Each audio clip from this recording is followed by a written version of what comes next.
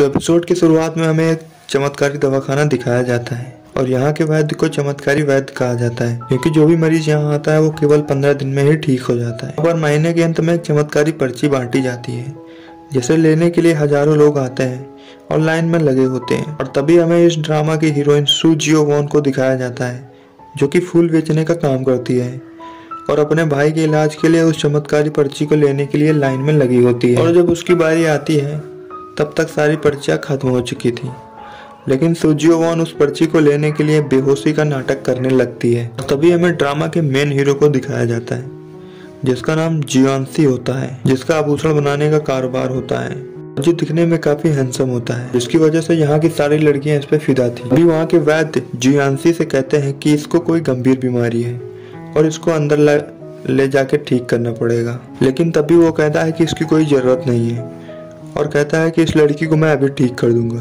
क्योंकि उसे पता चल गया था कि सू जियो वॉन नाटक कर रही है और वो उसे ठीक करने के लिए एक सुई को उसके माथे में भोंकने जाता है। लेकिन तभी सू जियो वॉन उस पर उल्टी कर देती है और फिर से बेहोशी का नाटक करने लगती है और उस पर्ची को लेकर जाने लगती है।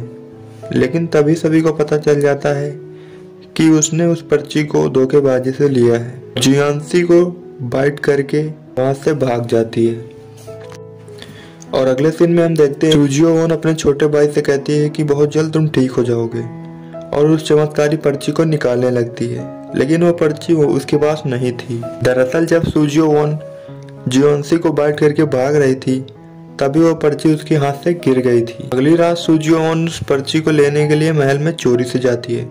तभी वहाँ जुजू कियान नाम का लड़का आ जाता है जो उसी महल में रहा करता है। तभी वो जियांसी के रूम में पहुंच जाती है जहाँ वो नहा रहा होता है और उस पर्ची को ढूंढने लगती है और जियांसी सू जियो वॉन को अपने महल की दासी समझकर उससे अपने कपड़े मांगने लगता है और वो उसको कपड़े पहनाने लगती है। और तभी उसको पता चल जाता है कि ये सू जियो वॉन है और उसे चोर समझ बैठता है।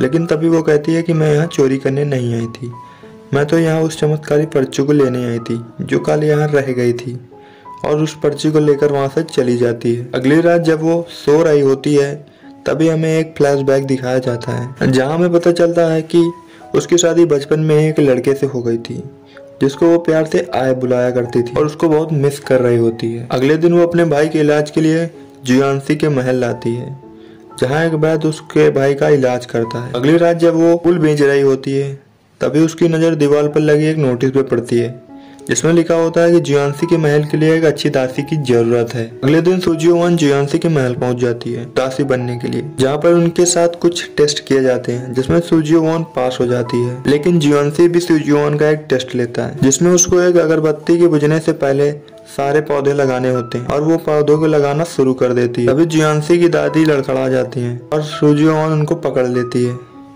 तभी जियांसी की दादी को लगता है कि वो उनकी पोती है जो बचपन में लापता हो गई थी, लेकिन तभी वो कहती है कि मैं उनकी पोती नहीं हूँ और उनको कोई गलत फहमी हुई है और जियांसी के पास जाती है और कहती है कि उसने सारे पौधे लगा दिए हैं। लेकिन जियांसी कहता है कि तुमने समय पर पौधे नहीं लगाए और अगरबत्ती बुझ चुकी है और उसका एक दास उसे महल से निकालने लगता है।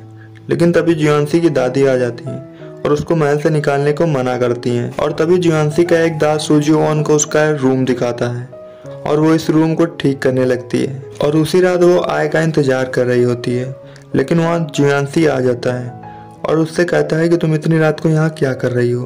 तभी वो कहती है कि मैं यहाँ जुगनू पकड़ रही हूँ और फिर वे वहाँ से चले जाते हैं। और अगले दिन वो अपने कपड़े पैक करने लगती है क्योंकि जियांसी ने उसको अपने महल से जाने के लिए कहा था।